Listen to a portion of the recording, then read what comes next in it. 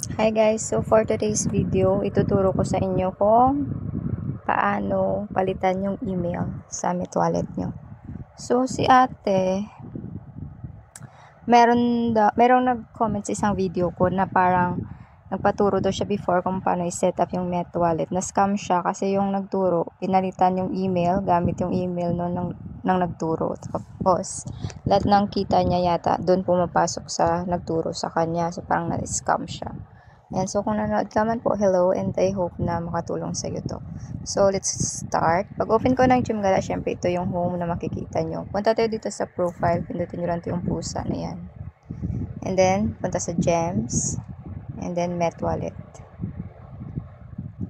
Pag nandito na kayo sa Met Wallet, makikita nyo dito sa upper left, ito yung parang shape na to na parang ilang sides pa to? 1, 2, 3, 4, 5, 6. So it's hexagon. Ayan. Click nyo lang yung hexagon na yan. And guys, make sure pala na meron kayong access nung email na nakalagay dito. Yan o, nakikita nyo. User ID tapos email. Dapat yung email na nandyan na nakasulat, meron kayong access. Kung wala kayong access dyan, dapat ate, meron kayong access sa phone number. So, sana yung pinalitan niya lang yung email, pero yung phone number hindi. Kasi kailangan guys magsisend sila sa'yo ng verification code So, ganyan lang. So, ito, email. Kung email yung papalitan mo, click mo lang yung email. Ayan, the verification code has been sent to your email. Ayan. So, magsisend sila ng code sa email mo. Kaya dapat talaga meron kang access doon. Kung wala ka namang access sa email mo, pindutin ito, meron namang nakalagay dito sa SMS verification. Ayan. So, magsisend din sila ng code doon sa number na nakalagay dyan sa phone na nakikita nyo. So, kung may access ka sa phone, kung email lang napalitan ng scammer na yun, pwede mo pa mapalitan yung email mo.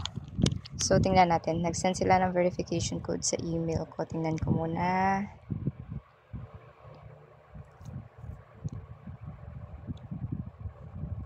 Email. Ayan, 322489. So, lagay mo lang dyan. And then, next. Ay, wrong code. Bakit wrong code? 322489. Ulit, resend natin. Mali yata. Baka kaninang code pa yon. Ayan, resend. Sorry. Kasi kanina nag-try ako Buksan natin to. Buksan na lang kasi natin.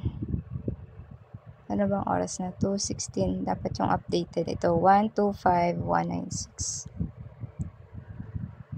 125196. Ayan. So, yun. Nung sinend niya, guys, yung verification code, na-approve niya. Ayan. Please pass the verification to change it. New email verification. So, yun lang. Ilalagay mo yung bago mong email. Tapos, ilalagay mo yung verification code na sinend niya sa bago mong email. And then, click mo lang itong change. Ito sa baba. So, hindi ko kasi papalitan yung email ko, kaya hindi na ako maglalagay dyan. Yun lang. Ganun lang kadali palitan yung email. So, importante meron kang access dun sa email mo or sa phone number na nilagay mo para mapalitan mo ulit yung email mo. Sana kay ate doon na scam. Sana hindi napalitan ng scammer yung phone number para may access ka pa rin. So, yun lang guys. Yun lang kadali. Pag nalagay mo yung bagong email at saka yung verification code, click mo lang yung send. Magiging green yan kapag na-fill up mo yan lahat dyan. So, yun lang kadali. Thank you so much for watching guys. Goodbye. And God bless you. Bye-bye.